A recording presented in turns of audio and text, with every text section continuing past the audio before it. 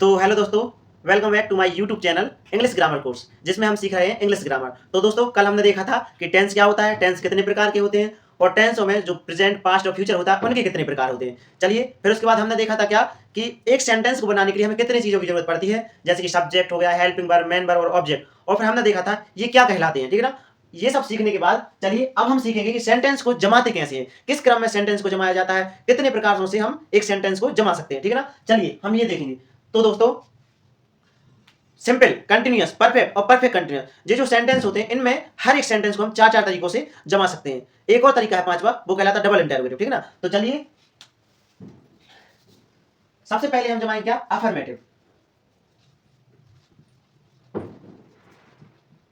Affirmative, negative, interrogative और negative interrogative, ठीक है। ये इन चार तरीकों से, और एक और होता है डबल इंटरोगेटिव,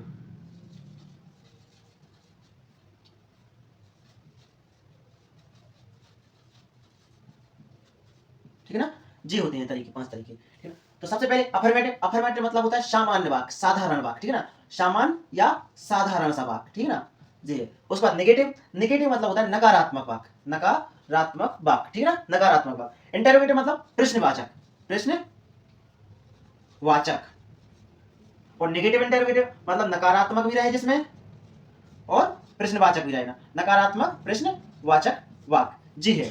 तो अफर्मेटिव सामान्य वाक्य, नेगेटिव नकारात्मक वाक्य, इंटरोगेटिव प्रश्नवाचक वाक्य और नेगेटिव इंटरोगेटिव मतलब होता है नकारात्मक प्रश्नवाचक। अब उसके बाद ये होता है डबल इंटरोगेटिव, जिसमें डबल क्वेश्चन किया जाए। जैसे कि इंटरोगेटिव क्या होता है, इंटरोगेटिव, क्या राम खाना खाता है, क्या सीता गाना गाती है, क्या मोहन नाचता है, क्या तुम उसे जानते हो, क्या वह यहाँ आ रहा है, क्या तुम वहां जाओगे।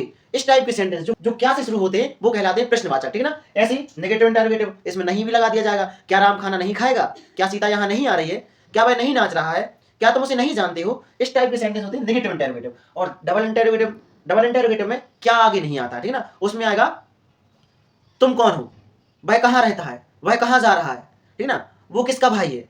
इस टाइप के सेंटेंस जो होते हैं वो होते हैं डबल इंटरोगेटिव सेंटेंस, ठीक है ना। चलिए अब इनको कैसे क्रम में जमाया जाता है। तो सबसे पहले इसमें आता है सब्जेक्ट। सब्जेक्ट क्या होता है ये हम आपको बता ही चुके हैं। उसके बाद आता है क्या, हेल्पिंग वर्ब।